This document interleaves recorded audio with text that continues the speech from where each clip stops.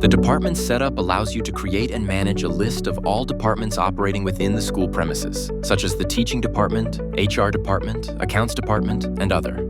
Defining these departments helps streamline organizational structure by grouping tasks, responsibilities, and personnel into logical units, making HR and administrative operations more efficient. To add a new department, simply click on the Add Department icon. A form will appear where you need to enter the department's title. Once completed, click on the Save button and confirm the process. The department entry will then be securely stored in your school's database. You can continue adding multiple department entries based on your institution's requirements by following the same steps. If you need to make changes, click on the Edit icon in the Actions section, or use the Delete icon to remove an entry. Using the Show Entries option, you can control the number of records displayed in the list.